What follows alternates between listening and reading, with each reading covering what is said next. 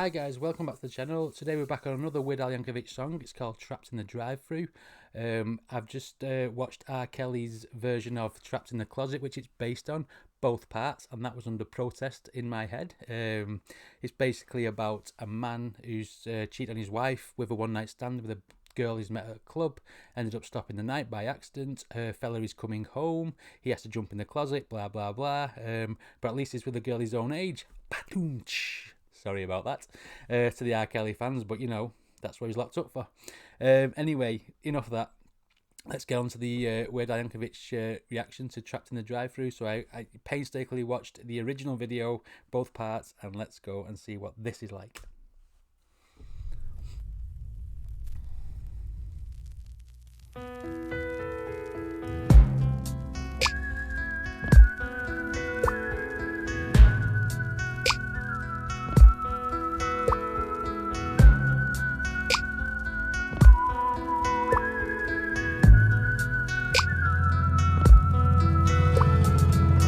7 o'clock in the evening, watching something stupid on TV. I'm zoned out on the sofa when my wife comes in the room and sees me. And she says, "Is this Behind the Music with Leonard Skinner?" And I say, "I don't know, say it's getting late, what you wanna do for dinner?" She says, "I kinda had a big lunch, so I'm not super hungry." I said, "Well, you know, baby, I'm not starving either, but I could eat." She said, "So what do you have in mind?" I said, "I don't know, what about you?" She says, "I don't care if you're hungry, let's eat." I said, "That's what we're gonna do." It's funny because obviously it's nothing to do with the original song, what they're talking about, but what they are doing is having a conversation in the song, which is what they're doing in the original video. It's a song, it's like a conversation song, so you know he's picked up on that. It's pretty funny the way because he's just talking about some mundane stuff like what you're having for your tea or dinner, as they say. You, she says, "I don't care if you're hungry, let's eat." I said, "That's what we're gonna do, but first you gotta tell me what it is you're hungry for." And she says, "Let me think, what's left in our refrigerator?" I said, "Well, there's tuna, I know." She said, "That went bad a week ago." I said, "Is the chili okay?" She said, "You finished that yesterday." I hopped up and said, "I don't know, do you want to get something delivered?" She's like, "Why would I want to eat liver? I don't even like liver." Right, they're going back to the old joke of do you deliver? No, do lamb, chicken and fish. She's totally misunderstood when he said, "Do you want to do liver?" He's on about deliveries, like a fast food delivery. She's going, "I don't like liver." It's the old joke, isn't it? It's funny. I like the way he's thrown that in. "Why would I want to eat liver? I don't even like liver." I'm like, "No, I said delivered." She's like, "I heard you say liver." I'm like, "I should know what I said." She's like, "Whatever, I just don't want any liver." Well, I was gonna say something, but my cell phone started to ring. Now who could be calling me? Well, I checked my caller ID. It was just cousin Larry calling for the third time today.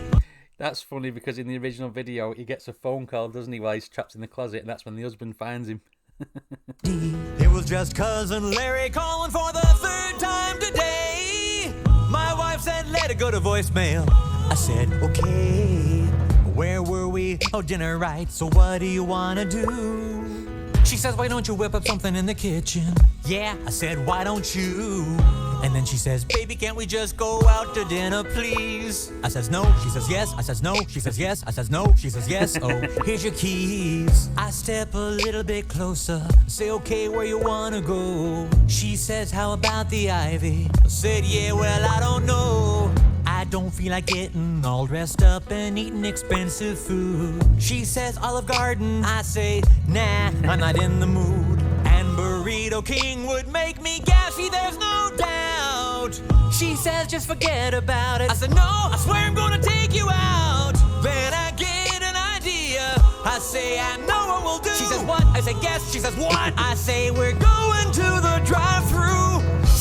That's funny because like you can sit there saying, "What do you want?" "Oh, I don't mind." "Do you want to go here?" "No." "Do you want to go there?" "No." "Do you want to go here?" "No." "Do you want to go there?" "This'll do this. This'll do that." And that is a conversation that everybody has, even though they say, "Where do you want to go for dinner?" "Oh, I'll go where you go." "Well, I want to go here." "Well, I don't want to go there." You know, it's funny the way he's putting this conversation into this song. It's only about eating tea, eating dinner, whatever.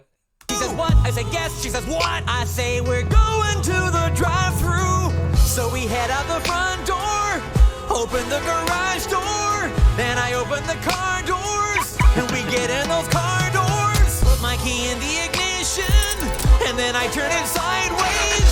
Then we fasten our seat belts as we pull out the driveway. Then we drive to the drive-thru, heading off to the drive-thru. We're approaching the drive-thru, getting close to the drive-thru, almost there at the drive-thru. He's being very, very, very repetitive, like R. Kelly is. It's just that's the irony of the saying the same thing over and over again. Drive-thru, getting close to the drive-thru, almost there at the drive-thru. Now we're here at the drive-thru, here in line at the drive-thru. Did I mention the drive-thru? I don't think you did, no.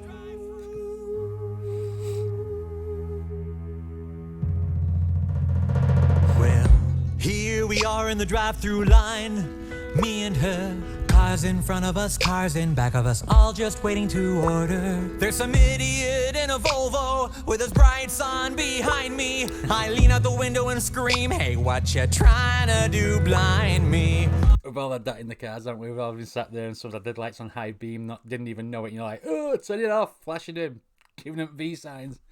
My wife says maybe we should park, we could just go eat inside. I said I'm wearing bunny slippers, so I ain't leaving this ride.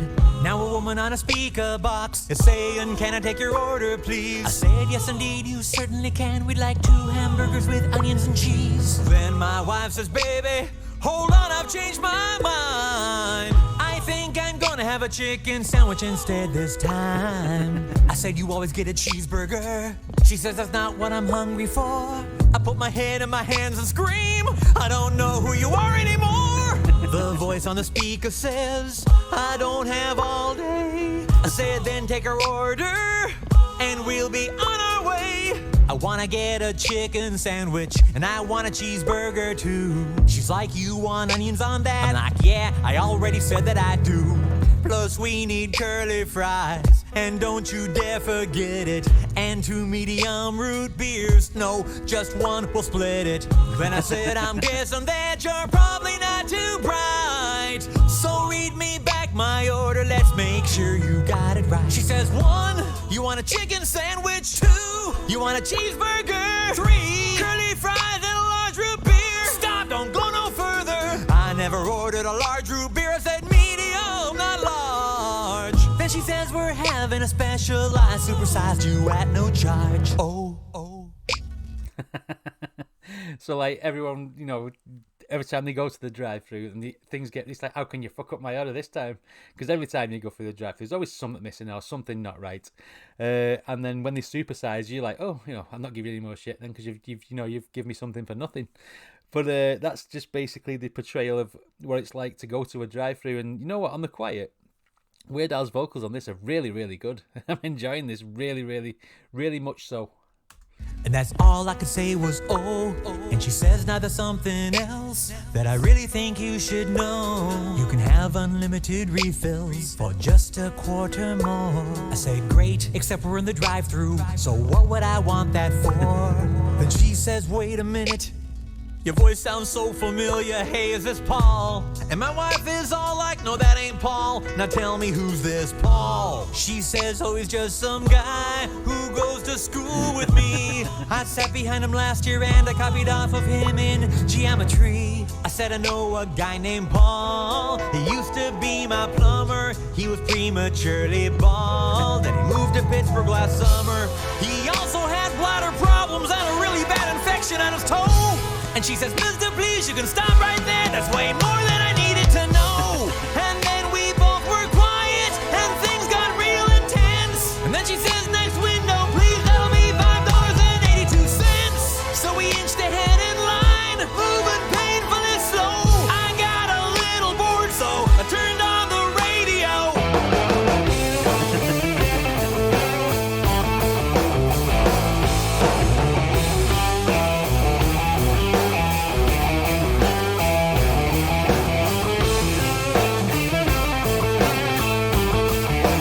Click, turned it off because my wife was getting a headache.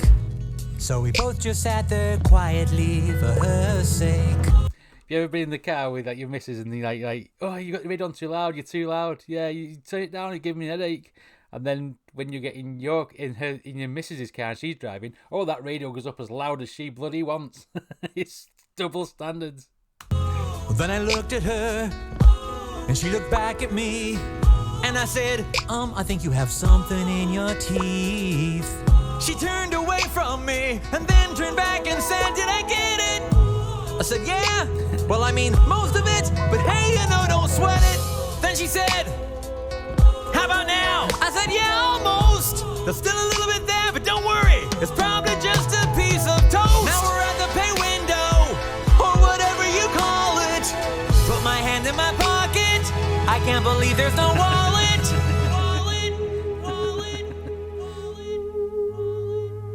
He's gonna get bollocked now off her, like you do when you forget something, and then I reckon he's gonna turn around to her and say, "Well, if you wasn't rushing me, I'd make a decision. I wouldn't have forgot it." That's what I reckon's gonna happen.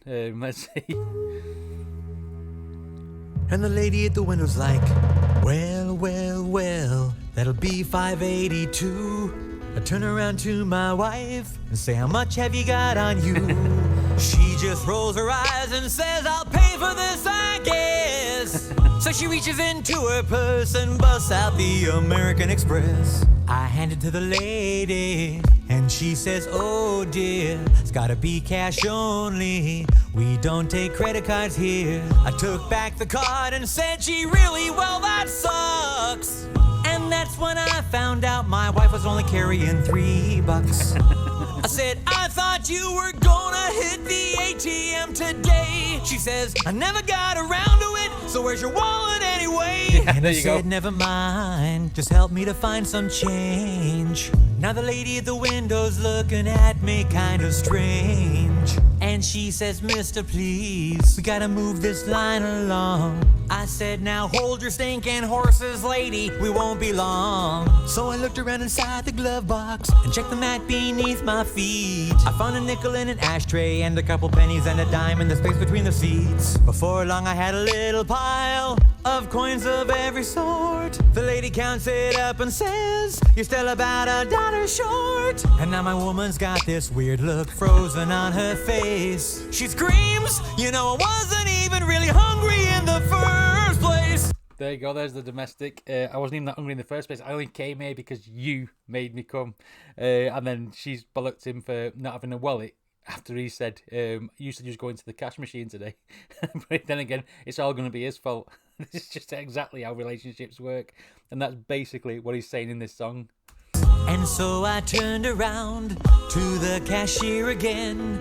I shrugged and said, okay, forget the chicken sandwich then. So I pick up my change, pick up my receipt, and I drive to the pickup window. Man, I just can't wait to eat. And now we see this acne-ridden kid about 16, wearing a dorky name tag that says, hello, my name is Eugene. And he hands me a paper bag. I look him in the eyes and I say to him, hey Eugene, could I get some ketchup for my fries? Well, he looks at me and I look at him, and he looks at me and I look at him, and he looks at me and I look at him, and he says, I'm sorry, what did you want again? I say ketchup, and he says, oh yeah, that's right, I just spaced out there for a second, I'm really kinda burned tonight. And then he hands me the ketchup, and now we're finally driving away, and the food is driving me mad with its intoxicating bouquet. I'm starving to death by the time we pull up at the traffic light. I say, baby, give me that burger, I just gotta have a bite. So she reaches in the bag and pulls out the burger, and she hands me the burger, and I pick up the burger, and then I unwrap the paper, I bite into those buns, and I just can't believe